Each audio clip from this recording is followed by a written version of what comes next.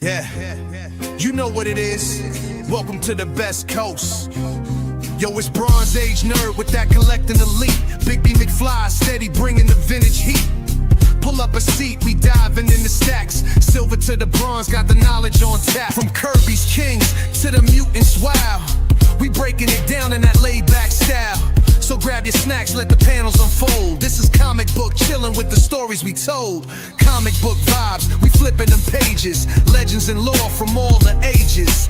Golden to the modern, we talk that news. With Big B McFly and the nerd cut loose. Yo, you tune into that Bronze Age flow. Where comics live and legends grow. Big B McFly in the cut, let's fly. Best coast, baby, comics are what saved me. Big, yeah.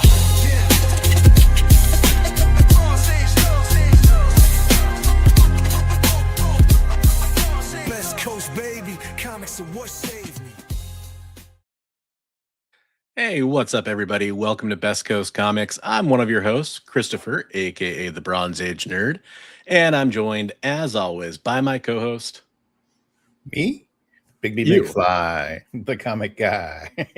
You're the one I'm looking for. That's right. Hey, we're back. Thanks everybody for joining us after a little bit of a early 2026 hiatus. Welcome to 2026. This is our first show of the year. Some things are going to be slightly different setup wise. Hopefully everything looks and sounds good. Thanks to a very Merry Christmas for me, I got a new desk, so my setup's a little different. Gonna have to tweak things as I go along. It's my first live show since getting that all set up. Yeah, we're back. Big B was traveling last week, so thanks everybody for letting us take a little breather. Hopefully your travels went well, sir. Adventurous, but adventurous. Well. Absolutely. Yeah, it's been a crazy week, man. I haven't really talked to Big B off air, so you're going to get a lot of our interactions probably live here. What? You did what? So I actually messed up my knee pretty bad. Oh no! Somehow. So I've been really like my Christmas tree is still up. I mean, hey, I know a lot of people leave their Christmas tree up for a while, but normally that would be down by now. And I literally just like yesterday was the first day I was able to like walk around and stuff. So 5 more months and you'll just be early. Yeah, exactly. Like you could do that. So yeah, things have been a little slow on everything on the back end front, but I do want to take a couple this opportunity to make a couple announcements. First off, we are streaming on multiple channels. So if you want to watch us on my channel, I'm Bronze Age Nerd. If you want to watch on Big B McFly's channel over there or over on the EXP, we're streaming live on all their YouTube channels as well as on the EXP's Facebook and Twitch and Instagram. All you got to do is follow the links in the description below and it'll get you to all those channels so you can subscribe and follow along on all those great channels. If you like our content here, you're going to like a lot of their content on the EXP. And if you like a lot of content that we're talking about, you're going to love a lot of stuff on Big B McFly's channel and my own channel, hopefully. Yeah. And then one reason why you're really going to want to make sure you're subscribed and following along for all of us is next week, we're going to do something pretty special. And we're going to mention this a couple times tonight. And it's already scheduled. We have a claim sale set up for next Monday, same time slot, streaming to all the same places. Although I'm also going to be streaming to my Facebook page, assuming it works. To draw in some more people, hopefully. Cool. But yeah, so we will be doing a claim sale. I know we've got books to clear out that are great books that we're just ready to make some space and hopefully put them in some hands of some people out there. We haven't talked about this, but I know for a fact we're going to do a giveaway for people that make pickups. I'll at least throw in some stuff. Maybe Big B will as well. And sure. Yeah, if you claim some stuff, you'll get entered for a chance to do a giveaway. We'll be able to combine shipping because we're pretty close together, all that kind of stuff. So highly recommend following along. Yeah. Next week, 8:00 p.m. Pacific or 11 if you're on the East Coast. Or if you guys have something specific you're looking for, please drop in a comment or message us on Instagram so we can make sure we pull it and bring it to the sale. Yeah, absolutely. Absolutely. And that said, I want to make sure I go through and say hello to everybody. I know this is from an earlier show over on the EXP, but I do want to welcome Wanda White, was a new member that joined over on the EXP network. Those memberships are awesome. They help support whatever channel you're a member of. And they have some bonuses too, depending on which channel you're part of. But welcome to the EXP team, Wanda. And we got GTK Comic coming in on our channel for that first place gold medal comment. Congratulations. Shigeyuki Kakita joining in, saying, even if I was on Australia's Gold Coast, I would still tune in for the best coast. Thank you so much, Shigeyuki. That's awesome. And then Preston Estrid, awesome supporter, friend of the channel, valued member of our veteran community, dropped in just to leave his like and said, have a great show, y'all. And in doing so, he gets the venerable Bronze Medal Award. That's awesome. That's right. Otaku Tour Guide. What's up, Otaku? How you doing? Hey, buddy. Happy New Year to you too. Yep, and that's true. We are streaming on regular landscape formats on YouTube, so you can watch on your TV or whatever, or your phones or whatever. But we are also in vertical formats on all 3 YouTube channels as well. So if you're watching the vertical format and you're joining us, hey, welcome to the show. We appreciate you being here. We talk about comic book news and community art and kind of what's going on with us as collectors too. We control the horizontal. We control the vertical. Oh, man, I missed that. I need to watch more of that. It's been a while. There's some good episodes of that. That's right. Hey, John. What's up, John? How you doing? How you doing? Welcome to the show. Good evening to yourself as well. Will we get one of those fine Bronze Age Nerd stickers? You know what? If you do make a claim, I know I'll have some Bronze Age Nerd stickers. And fresh new the BMF stickers too. So we'll have limited edition. That's awesome. Yeah. Or maybe, hey, I don't know. Maybe it's not limited. Maybe that's going to be in your regular rotation. I don't know. Yeah, I have 3 different ones now. I like building a library of stickers. Yeah, collect them all like they're Pokemon. Those are popular, right? I do Crazy Stuff. Hey, Crazy Stuff, what's up? How you doing? Thanks for joining us. Yeah, he's got the Omnibus Game is Strong. He's also got some nice statues back there. I know there's one that's very nice rogue prized. That's right. That's right. And you got that awesome Danger Girl one back there too. That's killer too. Yeah, she's over there in the corner. Yeah, all the Danger, all the Danger Girls. Yeah. There you go. And what's up, Benjamin? How you doing? Thanks for joining the show. So yeah, normally this is the part of the show where we would talk about that's a great question. So I can speak for myself and say a little bit of a mix of everything. I have some I'll be pulling stuff all this next week. I'm going to try to curate it and try to make it a really tight, instead of just showing a ton of books, I'm going to try to show a really tight collection of stuff. A lot of desirable variant covers and key issues, probably even going back to some Bronze Age stuff in my case. I don't think I'll have a whole lot of silver for sale, but by request, if somebody's like, hey, I'm looking for this, and if I have it, yeah, I'll definitely bring it. I have a pile of Silver Age FF priced already, so I don't know, I'll bring that. Otaku, I know you like you're looking for the Action Comics and Superman stuff. So if you're going to be here, I can make sure to bring that stuff, the Action and the Superman and the older stuff, the copper and bronze, and maybe even a little silver of that. So absolutely. Again, folks, if you are just joining us, feel free to leave a comment down below or in the live chat here with anything that you are looking for, and we'll make sure to try to do our best to bring it if we have it. And as Comic Trope says, please reach out and tell us exactly what you're looking for, so we're not bringing a bunch of stuff that people don't need. Yeah. I try to bring a variety because it's one of those things, until you start doing the sale, you never know what people are really into. Right. That's kind of what I've noticed anyway. Tropes. Yeah, yo Joe, how's it going, Chris? Hopefully you're having a good night. And don't sell your silver. It's going to be $400. It's going to $400. That's funny. Silver metal for those that didn't get the joke for a second, like me.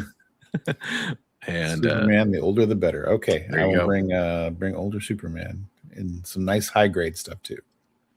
Hey, what's up, man? Long time no see. XSSFD Lieutenant, making me work my tongue muscle tonight to get that whole name in there.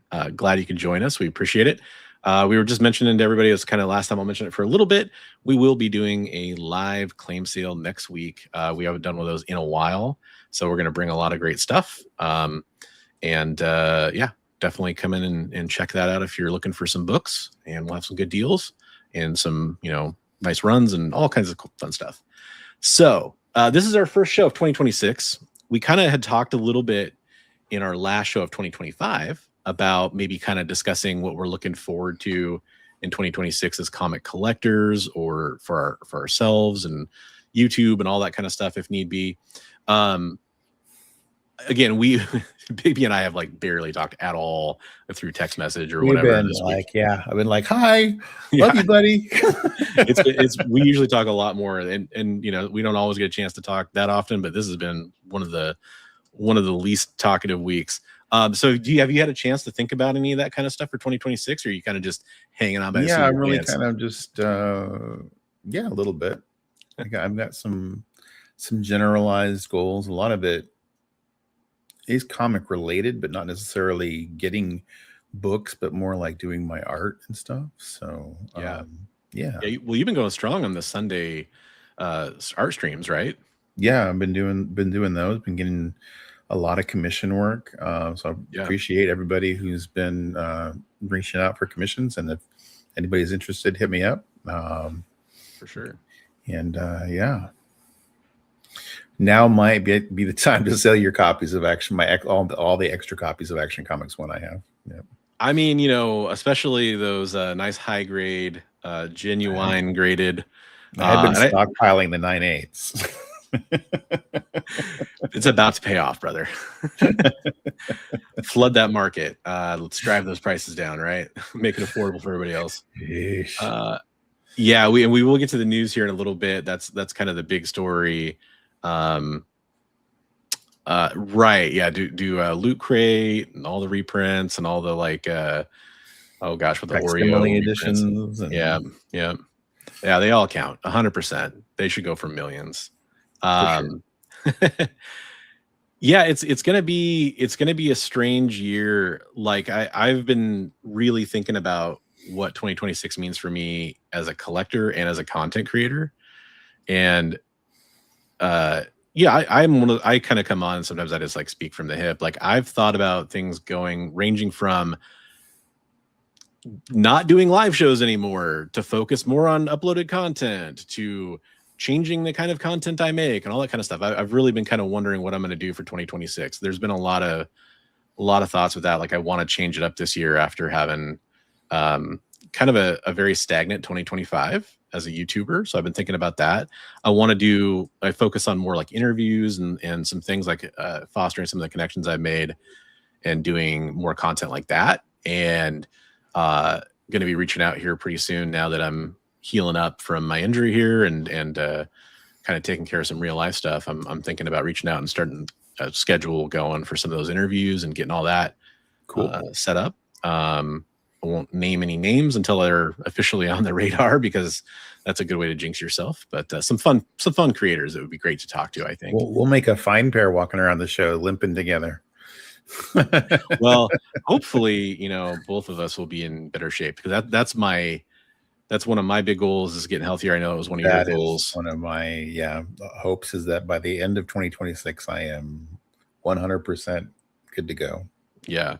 And I definitely support you in that, man. And that's another thing that we'll have to talk about. I mean, if you have some kind of stuff going on where you're going to be recovering from some medical work or whatever, then you might be able to stream. You might not want to stream, and we might need to take a little hiatus or something.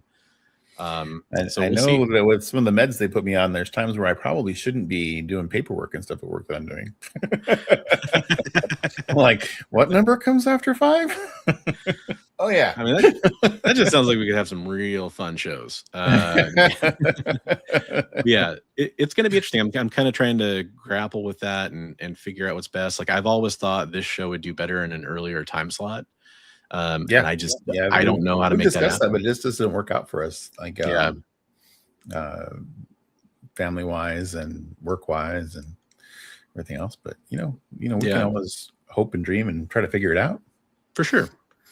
For sure. And then as a collector, you know, I'm really, it was kind of a theme of last year, and I'm still transitioning over to it, but it's working out pretty well. I think I have a good plan here to not collect as much and just collect fewer, bigger books that I've been looking for a long time.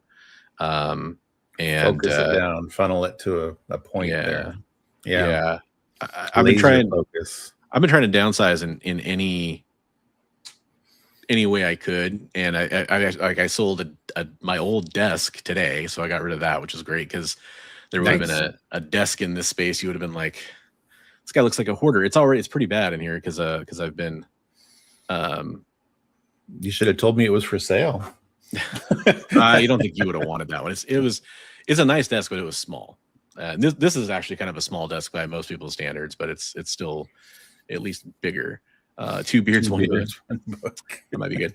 Yeah, so I was just saying, comic trips. I hurt my knee pretty bad, so I've been unable to do things like take down my Christmas tree. No new gifts. There's some old gifts, some 2025 Christmas gifts under there still that still need to get put up. Like my daughter got a sweet mirror. We still need to hang that up in her room. Cool. But yeah, I had this sweet desk that I'm streaming from now was under there. That was cool, and this shirt was under there too. That was a gift from my wife and daughter. That was pretty sweet. That's a really cool shirt. I like it. It's a pretty cool one. And they got me the retro Star Wars arcade game one too. I think I wore that on the last show of 2025. Yeah. I love the original package art for G.I. Joe. It's so amazing. Man.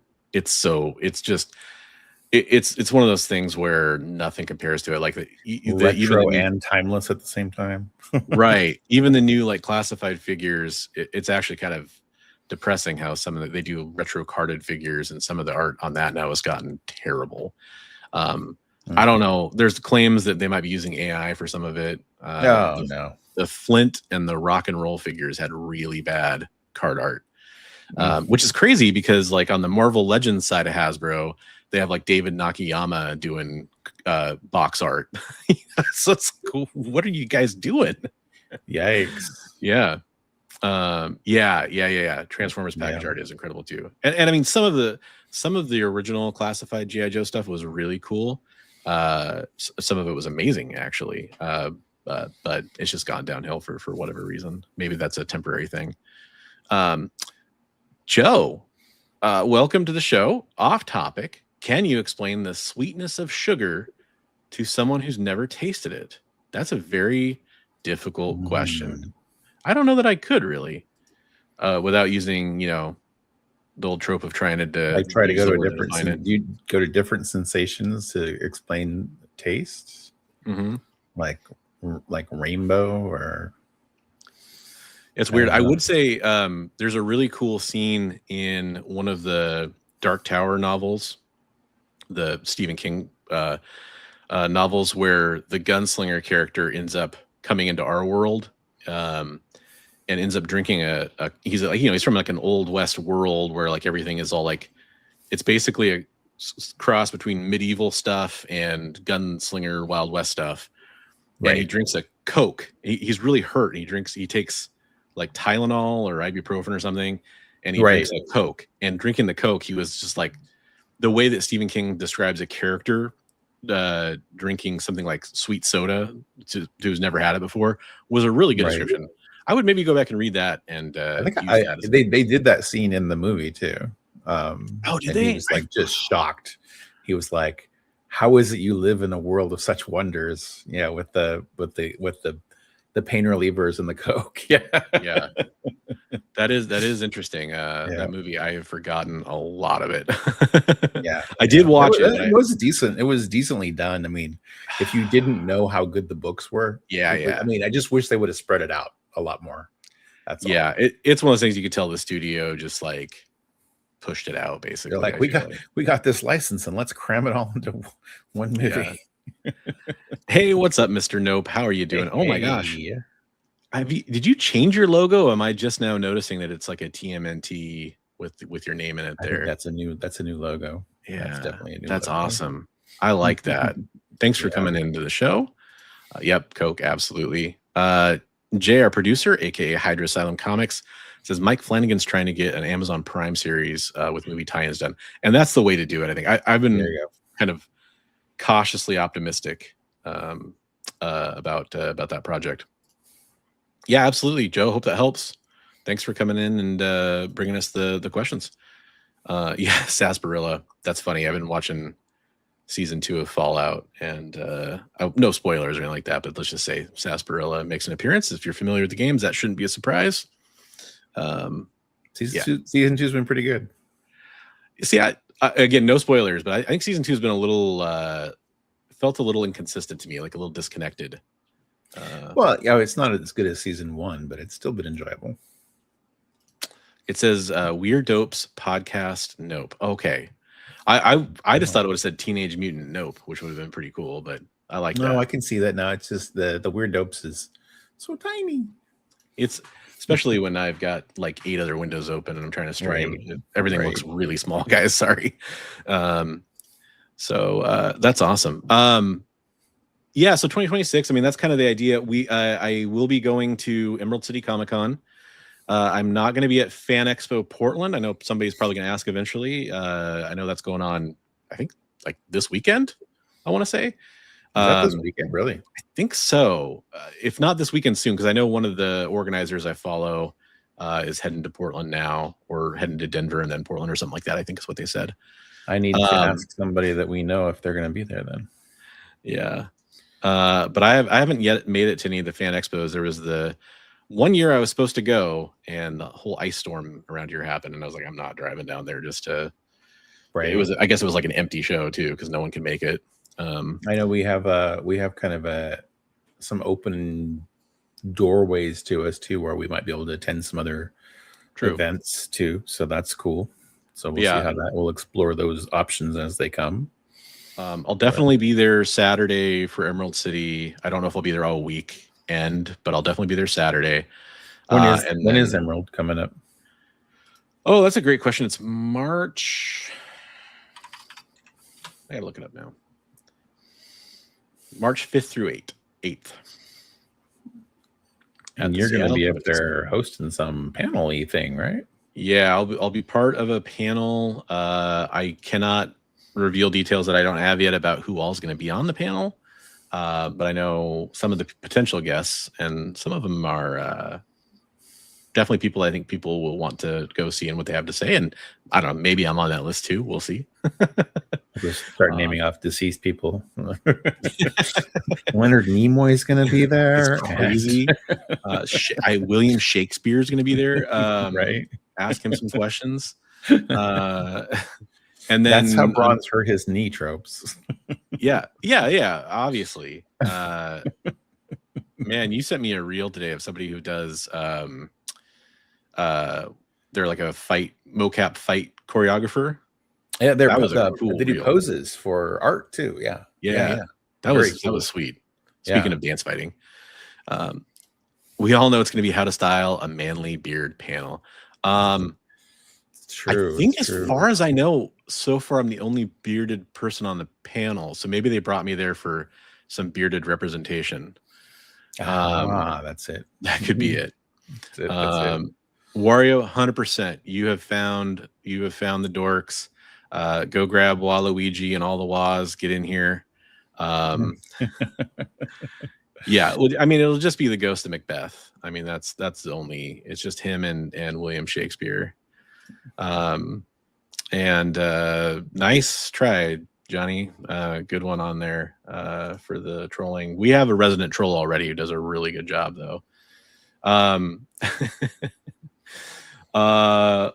So I guess we should probably talk about some of the big news that happened, huh? Yeah, news is important, but we should change into our news. Yeah, we do have to change. You're right. We gotta get very briefly into our news attire before tackling this hard-hitting nerd news.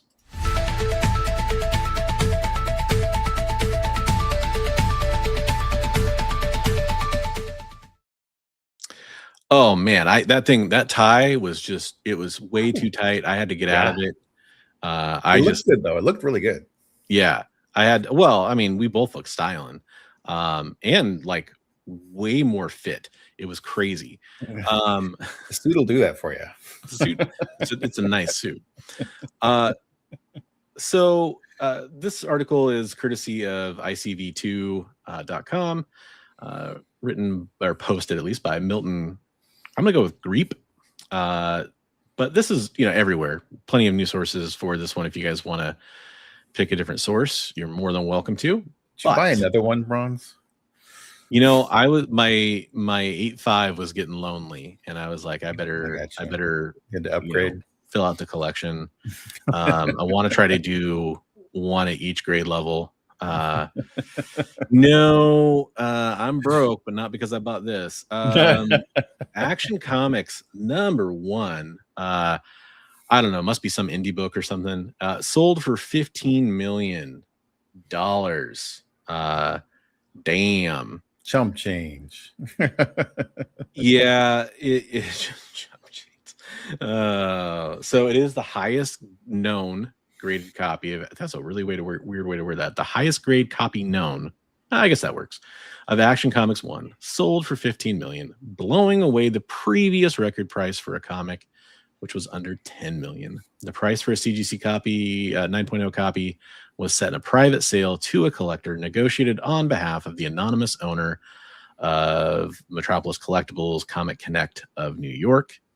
The company announced the last reported sale on this, I think that's supposed to say, on this particular copy of Action Comics #1 was in 2011, when they sold it at auction on behalf of Nicolas Cage, little guy who was supposed to play Superman. I shouldn't say little guy, a little known actor who was supposed to play Superman and kind of sorta did eventually. But that sold for $2.16 million. So that's, like almost a 7x return there on a long enough timeline. But that was a copy that was stolen from Cage in 2000 and not recovered until 2011, when it was found in the contents of a storage locker, sold at auction, and returned to Cage. That's nuts. And then, so the previous high record for a comic was also a CGC 9.0. It was also a Superman book. It was Superman #1. And that sold recently at Heritage Auction for $9.12 million. Just about a month ago. So that's just crazy. That Superman 1 is all reprint stories. Yeah. Yep. The only thing new on it is the cover. It's crazy. That's a great question. Chris asked, did the guy who stole this from Nicolas Cage ever get caught? I'd love to know the answer for that. If anybody is willing to do a quick Google search on the side and just, tell you what, you just throw the answer in the chat and we'll just assume it's right no matter what you say. That's a good way to get engagement, right? Right. There we go. As XSSD says here, 15 only because it was in a Nick Cage book in the backstory. I bet you it really helped. I think that was definitely a part of it. No, I did not. That's great. That's great. Happy Monday, Awesome Sauce. What's up? How you doing, man? Yeah, it's nuts. I mean, okay, they were never caught, apparently. I trust your Google food. He carried it around in his front seat of his car, didn't he? Is that what I heard? Oh, yeah, I heard it was. Well, I heard it got stolen from his home, but he did, for a long time, drive around with that in the passenger seat of his car. I never, ever will victim blame, because I believe in the whole, like, there's a philosophical, not a hypothesis, but a prompt or whatever. If a kid leaves his bike or her bike in their front yard and somebody steals it, is it their fault because they left it in the front yard, or is it the thief's blame? Is the blame on the thief because they stole it? And I've always been a believer that it's the thief who's at fault. I mean, yes, you should lock up your stuff if you don't want it stolen, but at the same time, it's not your fault that somebody stole it. But I still wouldn't leave any comic worth anywhere near that amount in my car at all. I mean, if you take something like that to like the nth degree, like someone who gets killed and didn't lock their front door, like, you're not going to blame them for getting killed. Yeah. Yeah. Okay. So the comic was stolen from Cage's Los Angeles home in 2000 during a party. Gotcha. Interesting. Okay. Hey, what's up, Middle Elf? There's a podcast called Stealing Superman. Okay. And also a shout out to William Gordon, praise Claremont X-Men. Hey, we are both huge fans of Claremont X-Men. Absolutely. Yeah. As we talked about on the show several times. So 100%, I'll agree with you on that. WB exec. Okay.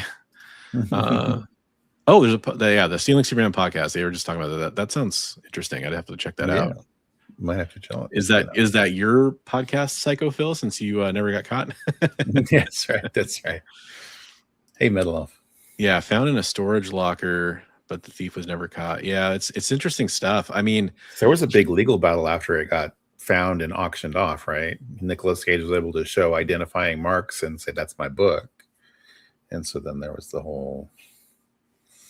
Yeah, he had such a the story of Nicolas Cage, whenever it's ready to be told, is going to be a very interesting one. Like, he's had like crazy, him and Wesley Snipes are two actors that had like crazy legal / tax problems. And, you know, I mean, Wesley Snipes went to jail for it, right? Yeah. I just watched, what was it? I just watched, it was a Charlie Sheen thing, but they had a whole lot of Nicolas Cage in there.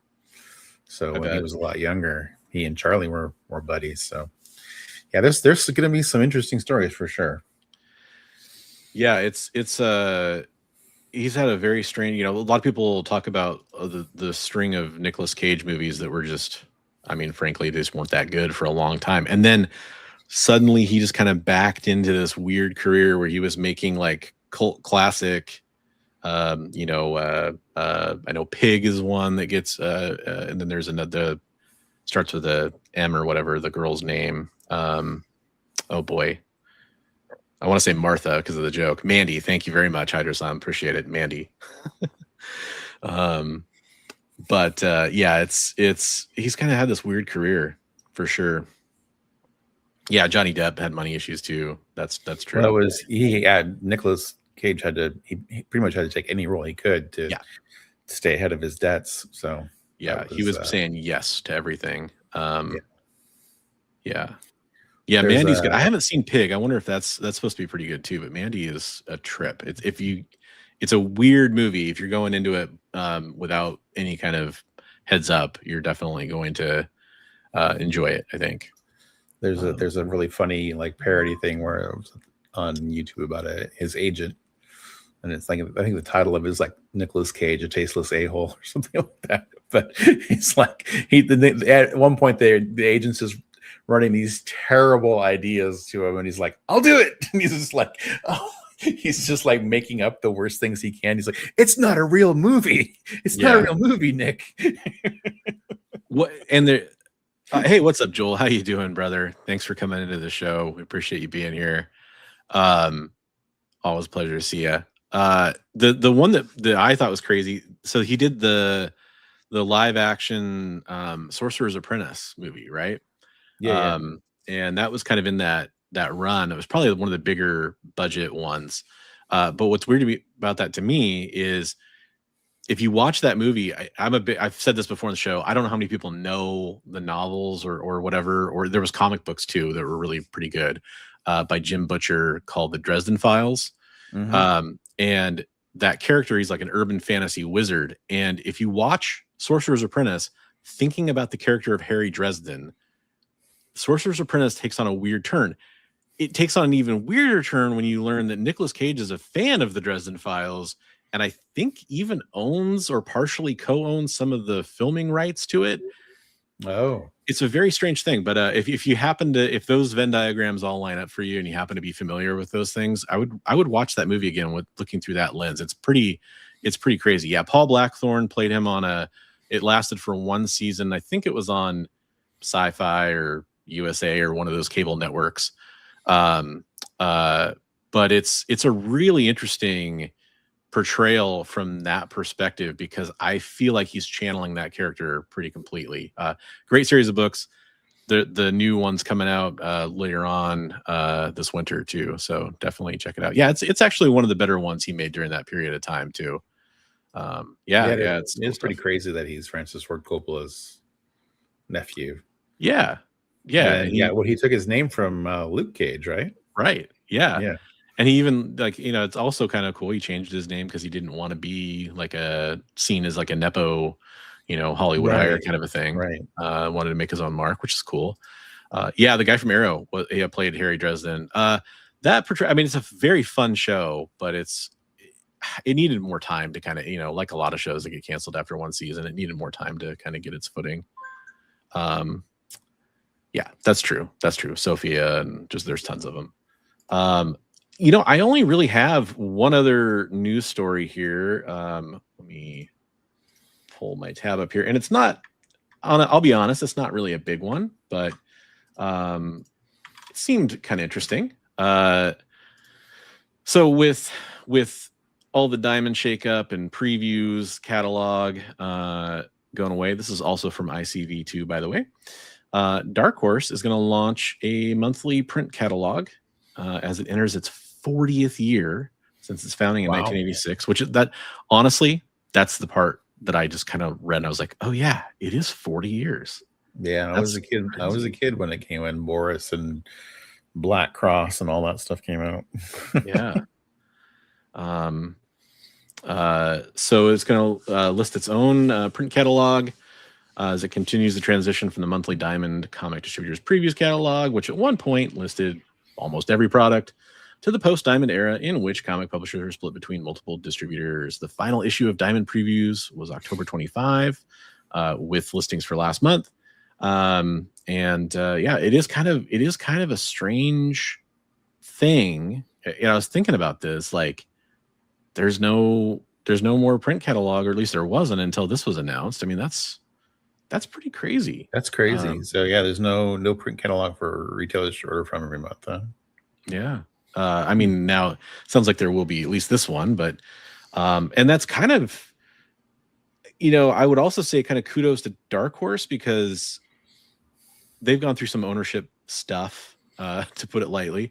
And I'm actually kind of happy to see them endeavoring to do something like this, because hopefully it means they're continuing to stay committed to comic releases. Because part of my concern and a lot of people's concern is when they were acquired by, I forget the name of the group that acquired them. They're a video game company mostly. A lot of people thought they were acquiring Dark Horse just to primarily get the IPs for things like video game and movie production, which I think still has some potential to be true, and that's not necessarily a bad thing. But I'm glad to see that they seem to be committing to comic books still. That's nothing but good. Yeah, I mean, well, they've got such a large evergreen catalog of stuff that they can do in graphic novels and stuff that like they could stay afloat indefinitely just on stuff that they've already put out. So. Definitely, and I'd say that's.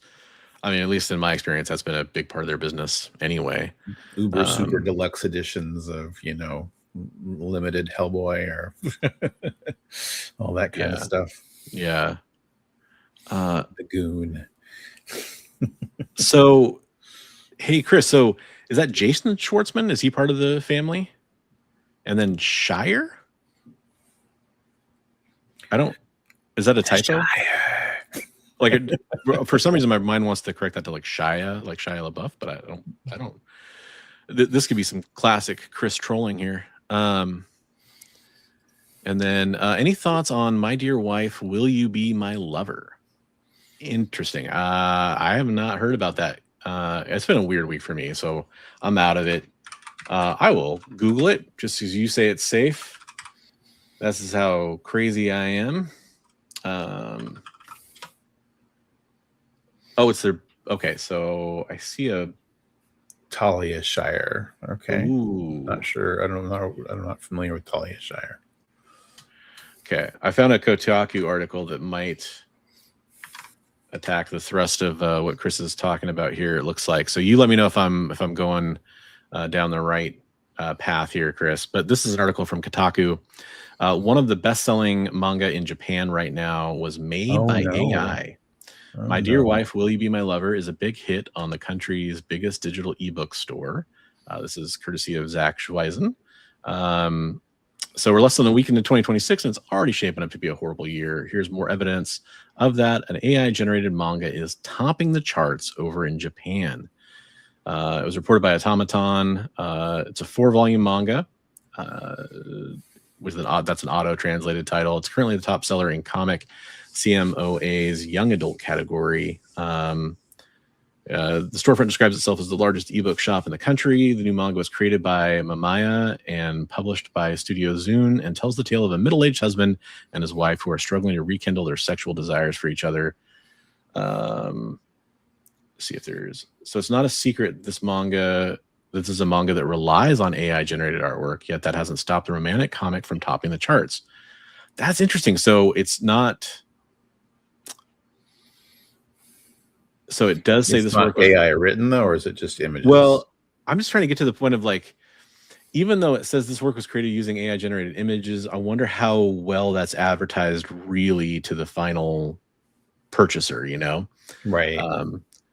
That doesn't stop the romantic comic from topping the charts. Reports that many user reviews are calling the manga boring, with overly wordy dialogue, bad artwork, and copy-pasted characters. The only standout moments involve the characters having sex, but some complain that this happens too rarely in the series.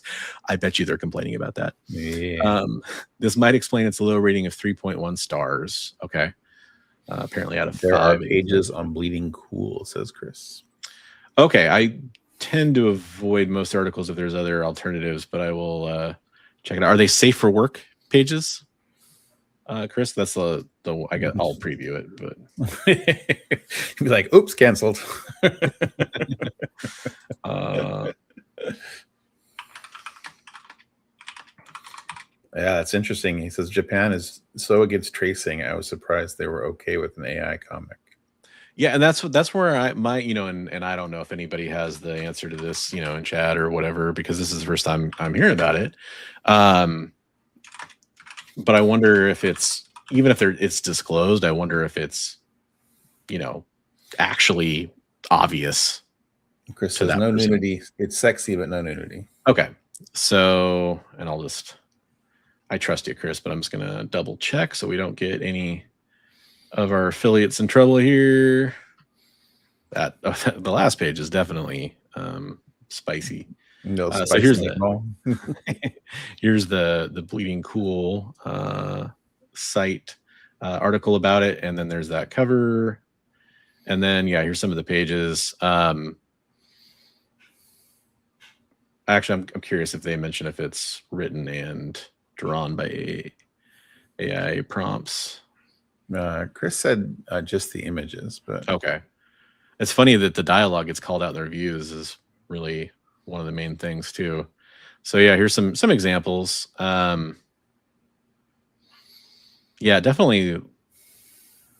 I don't read a lot of manga, but to me it looks pretty repetitive and bland in terms of the layout here. Like, I mean, just the shots of this person are very, I don't know. There's nothing exciting going on there. You can make that criticism a lot of artists too.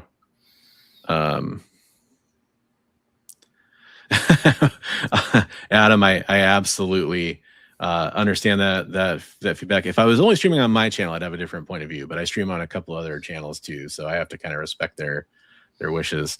Okay, so there's some giant manga boob grabbing. Okay, there's some weird manga. There's some weird stuff here, and I'm gonna avoid the last page, even though it's still technically probably safe for work. But okay, we got a tiger all of a sudden. That's cool. I don't know. That's the page I'm gonna avoid. That's that. Whoa. I mean, she's covering everything, but so from what I understand, lots of fan service, which I don't necessarily have a problem with. But the information that I get is that it's apparently the artwork only that's AI generated. It's just such a weird. This is something I've always said. I'm not necessarily against AI as long as it's, AI generated use in comics, to be specific, as long as it's clearly labeled as such and clearly advertised to the buyers. To the I don't know. And even like I feel like this, that it, I don't know, that what it pulls from and not giving credit to who it's pulling from. And that's the other part of that coin is like, there's ways to generate AI imagery based on, let's say you're an artist. You can generate AI images only off your own work. That's possible. I have very little confidence that most examples we've ever seen where it's creeped into comic books are that type of AI generation. Even if it was, I still want it fully disclosed by the artist or the publisher on the comic book. Because otherwise you were infringing upon the work of other creators without any kind of sourcing that's who you drew your image generation from. And people always bring up the swiping or homage, whatever you want to call it, example, but that's different. That's different. That is a very well-known practice where somebody is, they're lovingly, theoretically, copying a work to make it their own, and sometimes changing the character or changing the background or changing whatever elements of that. Show of appreciation. That, and they should be attributing it. And you're not trying to take credit for that concept. Yeah. And so, but at the same time, like, I think I'm naive if I sit here and say AI isn't going to have any use and isn't going to ever be accepted in any medium. Like, there are potential uses for it. I don't think the ones that we're seeing, like I said earlier, the ones that we're seeing creep into the industry now are the good uses of it, if there is such a thing. Who was it? I just saw something where they said, was it one of the Marvel execs? Somebody was saying that AI is going to become part of film because it's getting so expensive to do all of the special effects and everything, I think that I've talked about this before. It's AI use in film and video games has been, and even generative AI has been around for a long time, a lot longer than people think, in different ways. But it's again, a lot of it was done in closed systems where you're taking like, the famous example is Lord of the Rings: Two Towers, where they had an army that was AI generated with characters doing different things, and a lot of it was very primitive generative AI. Right. You could argue, hey, did they take the work out of CGI artists, or did they take the work out of extras? And yeah, those are fair arguments, right? But yeah, it's a hot button issue that I think it's good to have discussions about, and we've talked about it a lot of times on here. But it is one of those things that I think that if we let publishers and studios and creatives know our thoughts on it strongly enough, hopefully it will somewhat police itself to the point where they go, we don't want to be the ones that got caught using AI and we weren't disclosing it properly and we were using it improperly, because we've seen the backlash that happens from that the few times that it's been prominently caught. It is one of those things. I like the Deadpool symbiote war where he's wearing them like Voltron. That sounds kind of cool. Like Deadpool suits like Voltron. That'd be pretty awesome. That's interesting. That's interesting. Ecto says AI is unavoidable. It's uncontrollable, lumbering, all-consuming, chaotic mass. Yeah. I also could see. I could see a world where AI is kind of a flash in the pan, in some ways, as it evolves into maybe other uses or other programs that we use in different ways. Yeah, I mean, it's firmly entrenched in things we use every day that we don't realize. So.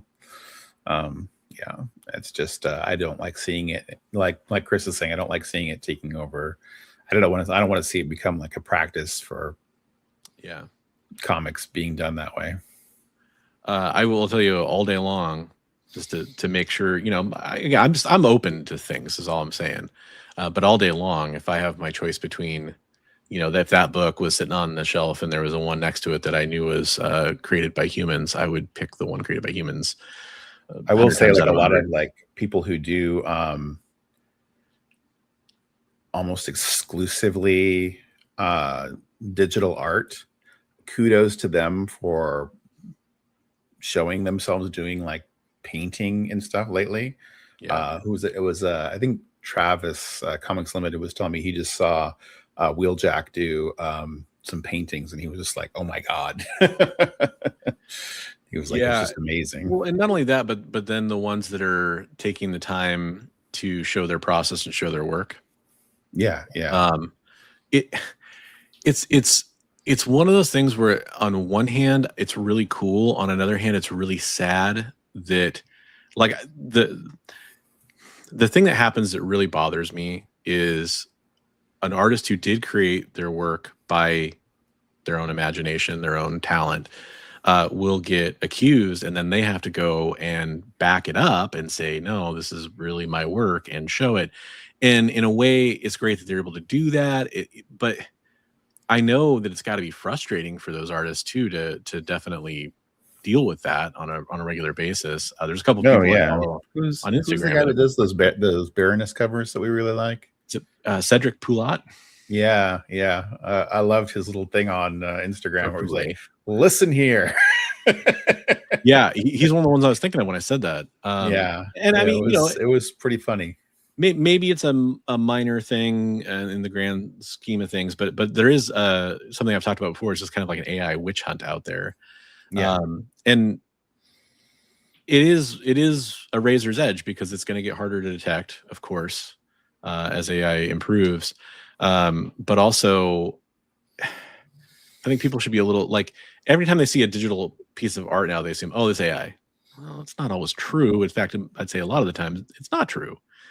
Right. Especially if it's, if it's somebody that you see a large body of work stretching over a large amount of time. Yeah. Probably assume it's probably not AI. But I think, we've both helped each other. I'll just to say this, we've both found out, hey, here's that thing that you shared or sent. Hey, well, guess what? That's AI. There's been some stuff where I'm like, oh, I didn't realize that was AI. Yeah. Yeah. And it's unfortunate, that can happen. And I don't want to see it, generally speaking. Yeah. For sure. For that kind of stuff. Like, I do think it's a little different when you're talking about your own private stuff or your own passion project, to a certain degree, when you're not charging money for it, you're not publishing it, and you're not, I think that's a little, like, there's artists out there that will take their action figures or they'll take their drawings or whatever, and then they'll clearly use some AI on it to make like a little motion image or something like it. Do I have, is that a thing that I should have a problem with? I don't know. It's kind of cool when because I know it makes it stand out on people's like Instagram feeds or on Twitter or whatever. And maybe it helps their art kind of shine through other than just showing their art. I don't know. And there's some well-known artists that do that. So yeah, I've seen some cool little animations done with people's art. And like, there's one artist, I think I said, like, that was cool. How'd you do that? And he was like really snarky. I was like, okay. I was honestly asking, like, how did you do that? That was cool. Yeah. It's a strange world, and I appreciate everybody's perspectives on it. I know some people have really strong opinions on it. And I hope I never come across like I'm not respecting that, because I do. I actually usually side more with the people that have strong opinions against it, but I also am open to it. Like, after hearing, like, I've heard people, some names I can't disclose, but I've heard people like Jim Starlin talk about it, and hearing him talk about it was like, gosh, here's a guy that nobody can deny is an amazing artist, and he's talking about ways he's saying, like, get with the times, right? Like, it's either evolve or die, right? A lot of things. He's like, so learn to use the tool and enhance your work, but don't let that tool do your work. But he had very defined lines about it. Very, very, very specific. And like literally like background Starscape kind of stuff. And I think he was mostly talking about experimenting with it just because he thought it was interesting. He was like, let's see what this thing can do. Yeah. So. And the one name I really can't disclose, there is a well-known artist I'm aware of who does the whole thing where they have done sample stuff of their work with a closed system, only learning from their work. And I know that'd be really interesting. I wonder how does one go about setting up a closed system that only learns from your work? It's all offline on a private database kind of a thing. And it is interesting. That's pretty cool. I mean, it'd be interesting to see, like, stuff done in your own style, Yeah. Yeah. But I mean, that's the interesting, theoretical kind of part of it. Trust me, most of you, I hear you. I'm there with you. Yeah, that's that's a good point. That's the thing. That's true. Yeah, that's a good point, Middle Elf. They usually augment or can assist. I mean, gosh, I remember 10 years ago, and it still happens today. The backlash against digital art, period, was rampant. I think that, like, if you were upfront about it, maybe, and you're talking like this is what I'm going to try and do, but we're talking about like people hiding it and passing it off as their own work. Yeah, and again, Adam, that gets to the point where I'm kind of talking about like the passion project thing and everything. If it's like a personal passion project, but if it's like, I think the argument, and I always agree with this, is if you're going to get to that point where you're thinking about like, oh, maybe I can make this like an ash can or a Kickstarter or something like that, then finding and hiring like a real artist to do the work would probably be in the best interest. Depending on like really good, like rough draft layouts and stuff, maybe, to give people an idea of what you want it to look like, but then have somebody actually draw it for you. Yep. And 100% to Chris's point. Yeah, that's what bothers me, is that like, Jim Lee or Neil Adams or Barry Windsor Smith or John Byrne or whoever, it's all just mishmashed into there, and you're like, wow, that looks cool, and you're like, but did any of those guys get credit for that? And I'm sure like the manga AI, like there's a ton of famous manga artists in there that are all mishmashed into that, Yeah. So, and hide something. So I kind of mentioned it earlier. Here's the, at least for me, this is the last thing I'll really talk. I don't want to beat a dead horse on this too much.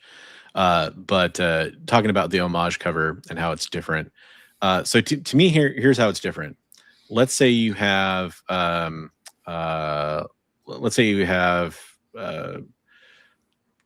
Knock, and he wants to homage Spider-Man 1 from McFarlane and do that famous pose or whatever, and he's going to do it with Deadpool or something. Making up a scenario here. Yeah. Well, first of all, when we get that end result from an artist like that, even if it was an amateur work by somebody else, we're probably going to be like, oh, that's the Spider-Man 1 McFarlane cover that he's doing that character in. Most artists, in most cases I've seen, the vast majority are going to, put after McFarlane or make some kind of clear reference to the fact that it is referencing that artist's work. I usually do that unless I'm like, this is so clearly an homage. But I should, I do agree. You should say after so and so, and I think it's a little different if you're talking about like a cover or something that's like, it's a work that a company asked for and said, hey, I want this done. We're going to publish this on a comic book cover, versus like commission at a con or commission on. I think there's a difference there if it's going to be used for publication purposes. I think it's important. But so okay, let's take the AI generative example. Let's say first of all, does any creative work whatsoever go into the making of that art? Because if you're just typing in prompts until you get what you want, I don't view that as a creative effort. If you are then taking any of the large learning model AIs out there and using them to generate that art, what is it drawing from? Is it taking thousands of images from everybody from Brett Booth to Todd McFarlane to Jim Lee? Is it taking manga artists? Is it taking other AI generated images and Art Germ and all these other different digital artists? And is it mashing up their style and then transposing it over like what a cosplayer did from Comic-Con or something like that?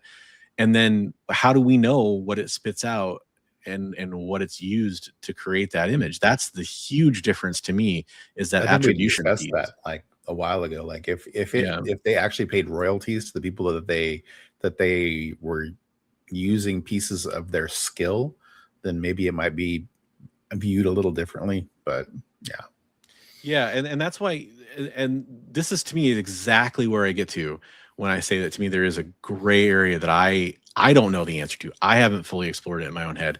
If you then are an artist and you draw or make your own work and then you tweak it with AI, that's where you get to kind of a gray area, because you did put creative effort in it. You didn't just type in some words to an AI without any work from yourself. So again, I'm not going out there trying to defend the use of it, especially in comics, where I'm very against it. But to me, it is interesting, and there are, I guess, gray areas that we haven't fully thought out. McFarlane even put After McFarlane on the Spawn cover homage to Spider-Man 300, which that is great. I've been known to do a little role playing there. Yeah, I'll get that one. I just wanted to close out to Jay. I know it was a great little kind of discussion prompt for us to kind of hopefully pretty much close out that conversation for tonight, at least. Folks, we are always willing to discuss this stuff. If you are curious about topics like this, yeah, that one's comment down below. Yeah, I mean, and we've talked about it before, but I mean, I'm sure we will talk about it again. That's how prevalent it is.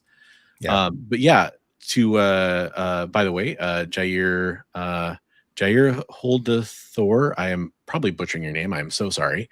Oh no, we're happy to have you here. But yeah, you do some role playing with a superhero. I do with right? SideQuest Comics. So if you check out SideQuest Comics, we do a monthly. We didn't do one in December, but we do a monthly Marvel role playing game with original characters. So I play Hellspark, granddaughter of Hela, a badass baseball bat wielding sorceress. So there you go. Nice.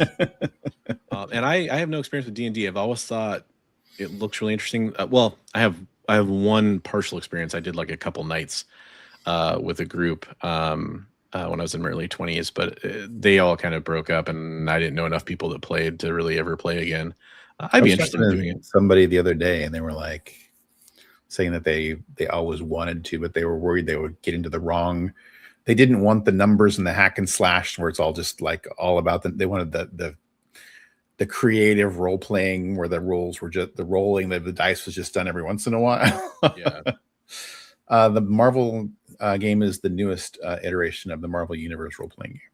So nice. I think we're at the point of the show where we should talk about some community art. How do you feel about that? I think there's some community art out there to be shown. All right, we should have said that at the beginning of the show. If you do have any art, feel free to throw it in right now. Yeah. If you will be scrolling down to the bottom. So 100%. In fact, before we check out all of this week's community art, let's check out some of the best from the past and get that earworm stuck in Jay's head, and some others probably. Sent from you to us, it's art for all. At Best Coast Comics, we answer the call. Fans and creators, bold and smart. Join the line for Comic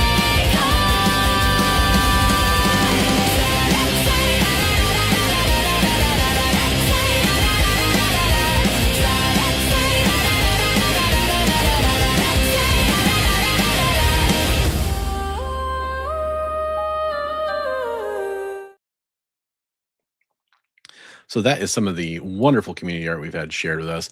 Hey, full disclosure, that song, even though the lyrics were written mostly by me, the song is actually AI generated. So there you go. I'm not going to be a hypocrite. There's your disclosure. Because I, oddly enough, don't sound like that when I sing. I thought that was totally you. Nope, unfortunately, I'm not quite that good. But hey, all the art you saw is 100% created by the wonderful humans that are part of our community, including this week's roundup, which we got quite a bit of fun stuff to show here. I'm going to go a little quickly on Erwin's here because he's got a lot of posts here. That's great. We love to see that.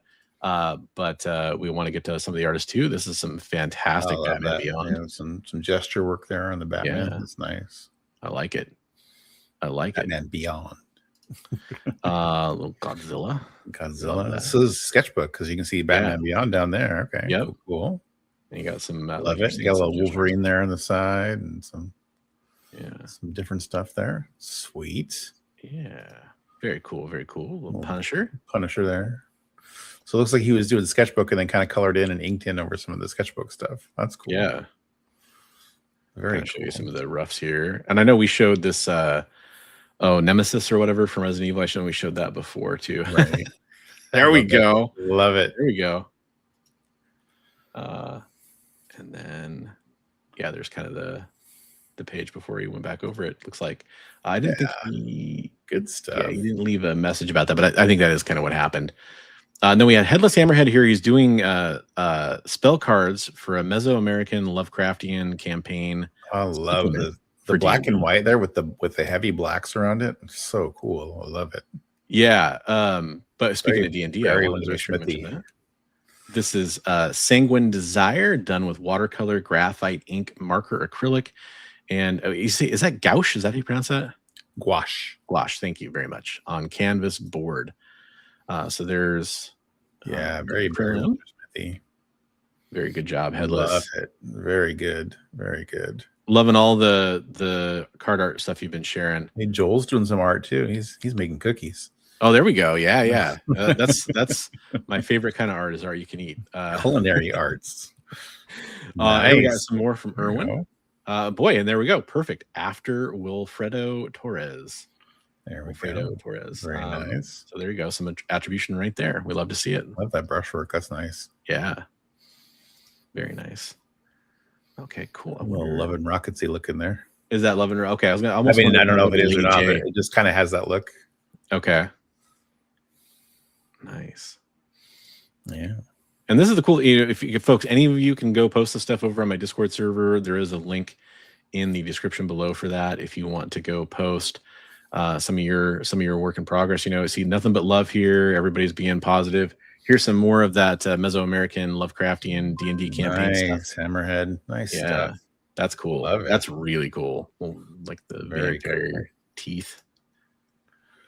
Nice. Nice. Killing it. That's gonna be a really interesting campaign. Got a couple more from Irwin here. Got Chun-Li. That's great. Nice. Yeah. And then Harley. Love nice. Seen some love there. And then Batman. That's a cool Batman. Very cool. Yeah. Sam Keith vibes there. Yep. For sure. Little Frank Miller, little Sam Keith. Yeah. This is a front cover that he did for The Angriest Warrior, Crooked Crucible. So very cool. Don't want anybody to think you have to be somebody who's actively working in comics to post here. You don't have to be. Oh, it's nice though. Hey, Big this guy, he's not working in comics. Well, but you have had some stuff published, right? Kind of back in a magazine, right? Yeah. Which people have sought out based on that. I know that. Surfer I'm working on for somebody. That's cool. Nice work there, man. Thanks. And then I loved this one even more. There we go. Finally finished with that one. Yeah, Jack of Hearts. Man, that guy's costume is insane. A lot of detail. You zoom in on that detail. It's like, oh my god. Yeah, absolutely. I love your explosion. What's the word? Like vanishing point, kind of. Yeah. Oh, the little swoop out. Yeah. Yeah. That's cool. That was fun. Nice. So that was there's our buddy doing more of his animated style. I have the Wayback Machine set for December 10th, 1962. When Sherman gets home from show rehearsal, I will give him $1.05 to buy 10 Tales of Suspense comic books. We will sell them and make a profit of $8,399,998.95. The 9/8 condition comics will be Sherman's nest egg. I would have taught him lessons on economics and inflation. I'm a stinking rich genius dog. Love it. That's great. I love the story there and everything. Yes, yeah, that was Jack of Hearts, Joel. Yep. Oh, Roscoe. Roscoe, Ghost Rider. That's so cool. Speaking of Nick Cage, we got a Ghost Rider himself. He comes up in the Roscoe, show. So good. That's so great. So good. Oh, Roscoe. I love it. I'm impressed. This is our friend Trav or Comics Limited, as you see him when he pops up on YouTube. Right. He has a YouTube channel of his own, of course. That's a commission there he's doing. Yeah. Yeah. Is that final now? I think that's pretty much finished. Yep. Okay. Nice. That's a good job on that. Yeah. Right on. And then a little gift for somebody, a little art card. Yeah. Yeah, he's been trying to do more of the cards recently. I think that's cool. Yeah. A little that is his art setup, I guess. Yeah. Don't know if he meant to put that in there. There's I think just kind of showing a little bit of this. I like that. I like to see people's spaces they stream in and the spaces they do their art in. I think that's kind of cool. And then here's Edward Lilly with some Cyclops action. Yeah, I was trying to find out some info about that, but somebody else already found out info about that. Oh, were you? Yeah, no. So I didn't know. So this was, he finished it or not finished it. He got more work done, I think, yesterday on your guys' stream, right? Yeah. I don't know if he's going to add the red in there for the beam or not, cool. But I know he's got a couple more. He says he's got a couple more days worth of work. He's going to kind of finish it up over the next couple of days. There's some detail on it. I love the Cyclops. In fact, I love it so much I bought it. Yeah, I was trying to find out info for you, and he's like, "No, it's already gone." I messaged him because I'd replied to his story on Instagram, and just told me he was doing great work on it. And I wouldn't normally ask people this, but I was just like, "Hey, any chance you're gonna sell that?" He's like, "Well, actually, yeah, I probably am." So we talked about it. He had shouted it out on the stream while we were drawing. He's like, "Oh, nice. Anybody wants it? It's for sale." So right on. I was so busy yesterday with family. I need to get tuned into one of your guys' shows one of these Sundays, but we got another artist on there too. So yeah, it's getting bigger. Nice. Speaking of that Sunday art stream that you guys are doing, I know you might want to head over. We talked about Yevgeny Sokolov and his art. I know he's doing a giveaway over on his Instagram for an absolute Batman piece and some prints and some other stuff too. But if you want to go get a chance to win some of the art we've shown off here from Yevgeny, who does great work too, amazing work. Definitely go check that out. Stunning work. This is not the piece, but just here's an example of like some of his art for people. It's actually a different absolute pencils. Yeah, the one he's given away is a finished piece. But yeah. So really cool stuff. So yeah, for sure, if you're interested in that, go check out our friend over there. Not my friend, but your friend over there. Hey, everybody's friend. I try. Again, he's a pretty awesome guy. He gets some compliments on the beard, buddy. Hey, what's up? The name changes. How's it going? Hola. Appreciate it. Thank you very much. Thank you. Jay and Miles Explain the X-Men podcast had the writer of the new Cyclops book on the show. That's awesome. Oh. Yeah, I tried to reach out to him. He's on X, Twitter, whatever I don't know what to call it these days. And then there's like a new messaging protocol thing where like people have to opt into it. I don't know if he did that, so I don't know if he even saw my message, but I really wanted to talk to him about that because I'm just such a giant Cyclops fan. But I'm eagerly awaiting that book. Unfortunately, I think today was final order cut off for issue 1. But yeah. I've heard it's got really good reviews actually. All the Energon stuff, right? Bad, good. So like so bad that it's good. So bad that it's good, or so good that it's not. No, it has to be the first one. I have not read too far into the new Skybound series. That's like its own Energon issue in that one. I need to read more of it. I've been reading more of like Transformers and Void Rivals and all that stuff. The stuff by Larry Hama that he's finishing up here is still, if you've liked any of the stuff he's been doing over the last, I'd say, 10 years, you'll like what he's doing over there. Yeah, I have heard mixed reviews on the new GI Joe series. Some people saying that it kind of lacks some of the, I guess, some of the magic that previous series have had, but I know as they continue to world build over there, it's probably going to get more interconnected. I know the stuff from GI Joe that's crossed over to like the Transformers and Void Rival stuff has been really cool. So I think that it's worth checking out all of that, and plus there's going to be a new cartoon coming and everything. So I think it's just kind of setting the groundwork for a cartoon that was going to have more of a blood and guts, right? Yeah. So.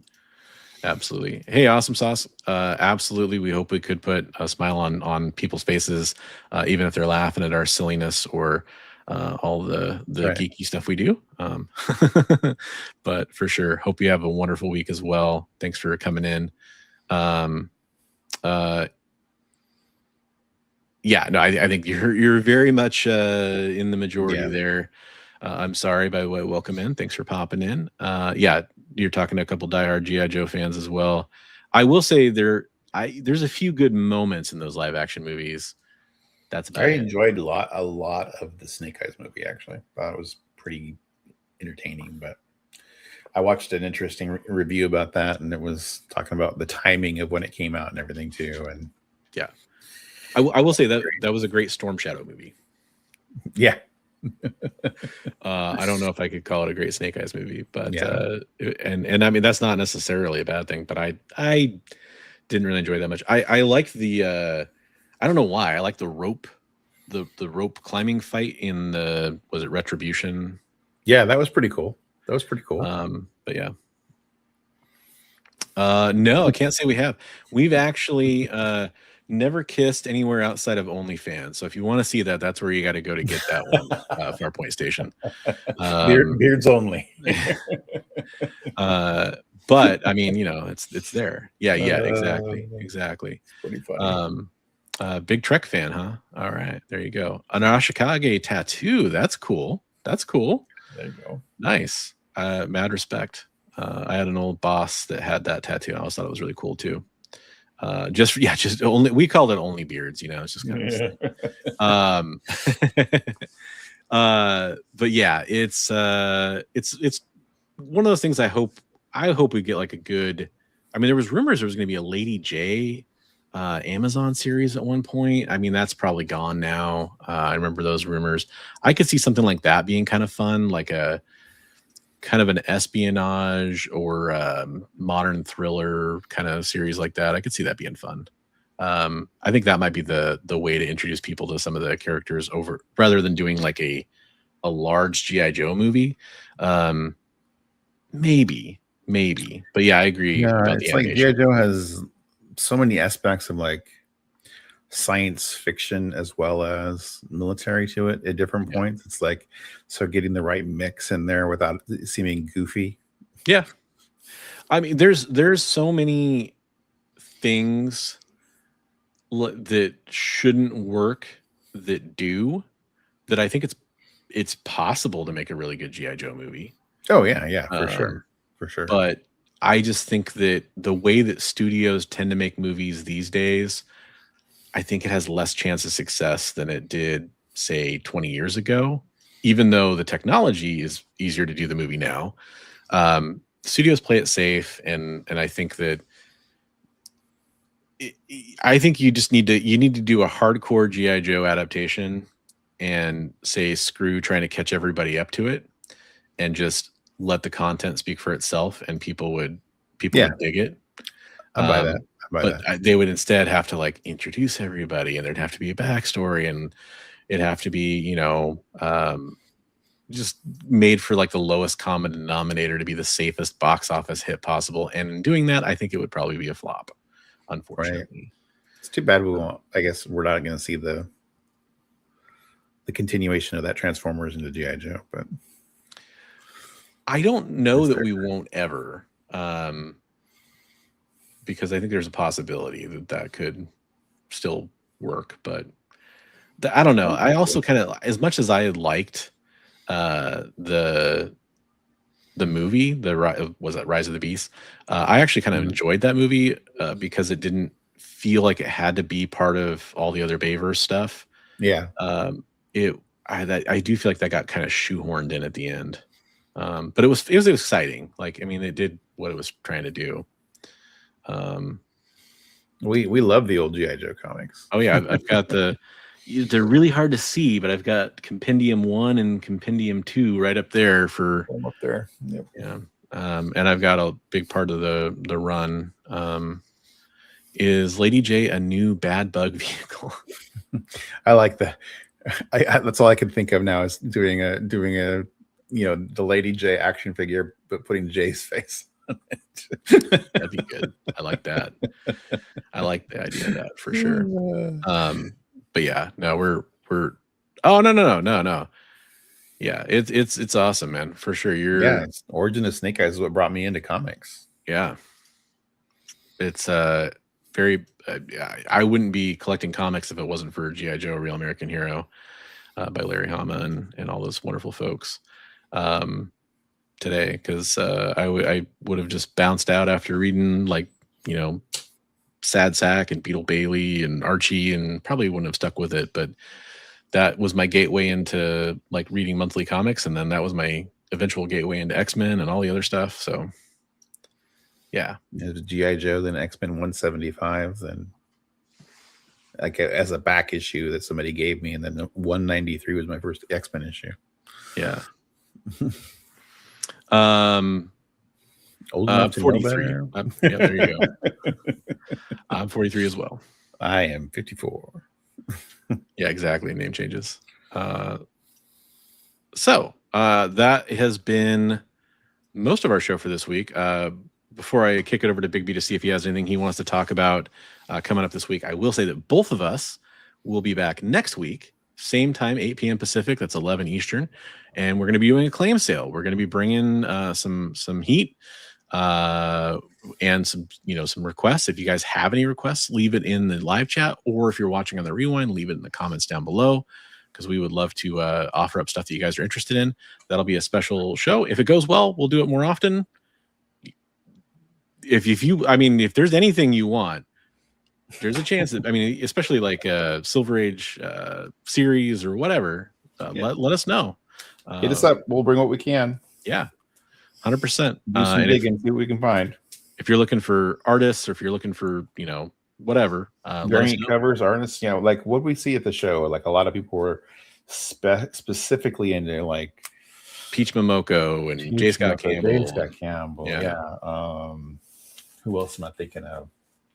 Will Jack. Got that specific artists. So yeah, feel free to hit us up, or if there's a specific variant cover or something you're looking for, let us know. Are you asking if we saw the aircraft carrier in person? I've seen it a few times at different places. There's a toy store in Vegas, or at least there was when I was a kid, on the Strip, that had a ton of G.I. Joe stuff set up, including the full aircraft carrier with all the accessories. That was really cool.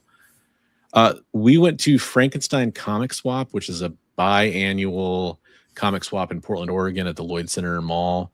And they do a show every October around Halloween, and they do a show every March around St. Patrick's Day.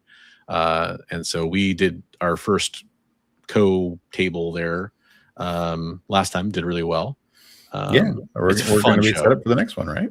Yeah, we're going to be doing the next one here. Not too far out, actually. Oh no, I blew up most of my vehicles. Like, some people did stuff like that. But hey, you know what? It might suck now or whatever, but like, hey, you had fun when you had fun when you did it. Yeah. I had a buddy who had the aircraft carrier. We get to play with it. I was stupid spoiled. I was an only child, and I loved G.I. Joe, and my dad would bring me comics, and that's how I got into comics. And I had way too many of the toys, but I didn't. I had a lot of the big play sets, but not that one. I was born in '82, so I hit a lot of the stuff a little bit. Like I had the Mobile Command Center and the General, and the 1990, 1989 headquarters, whatever it was. A lot of the big play sets. I was stupid spoiled. But I didn't have a flag, and I missed out on like the Tomahawk and the Killer Whale. I love the Whale. It's such a great toy. Yeah. I did get a Rattler because I found one in a garage sale that was in great shape when I was still Rattler a kid. is still awesome.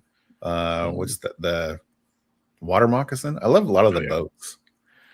I have a picture of me with a water moccasin. I think it was my cousins or something like that when I'm a very young kid, and I didn't have one, so I think it's my cousins or something. But that's one of the first pictures I had of me with a GI Joe anything, because I had the shark with torpedo, and then for some reason that happened.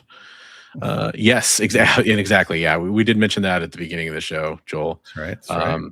And for sure, that I'm looking forward to that. We'll have some more details on that soon. Back when I only had some stubble. Boats in the tub for the win. Zartan, some of it. Yeah, we love Zartan. Love Zartan. Yep. Got my my first appearance as Zartan signed by Larry Hama not that long ago. Yeah. Love that. And personalized to me. That was kind of fun too. All right, so that's the show. Did you have anything you wanted to plug coming up this week, Big B? Just our Sunday art stream. Tune in every Sunday, 5 Pacific, for live art with a whole group of talented artists, and never boring. Always fun to watch. Yeah, I mean, there's like an hour and a half, and then we all go our separate ways and draw some more after we turn off the cameras. There's some amazing artists on that stream. I mean, geez, I will now own pieces from 2 of you guys, and I'm hoping to collect more, like they're infinity gems. So I'm a fan. And I've never even watched the show as much as I want to. I need to get on there. Sundays are just. I need to get a scan of that piece of mine that you have. That, If you have a scanner, I can lend it to you. Yeah. I don't have one, but I can. Anything you need, I'm more than happy to lend it back to you. Well, thanks. Sorry for you. I'm glad you found us. Yeah, absolutely. Yeah. Hopefully we this whole vertical stream thing does bring in some new faces, and we're happy to see y'all. If you're interested in what we're doing here, I did mention at the beginning of the show, we are streaming on a few different channels. You might be watching on, I'm Bronze Age Nerd. I have a YouTube channel. Also have Big B McFly over there. He's got a YouTube channel. And we're streaming over on the EXP. They have tons of comic book related claim sales, news shows. To me, the premier show on their streaming network is Original Art Experience, which takes place Fridays with Nick Barucci from Dynamite Comics and Dynamic Forces. And I know, like last week, they did Mark Bagley. They had like a showcase of Mark Bagley stuff. So a lot of great stuff. I'll recommend checking out their channel.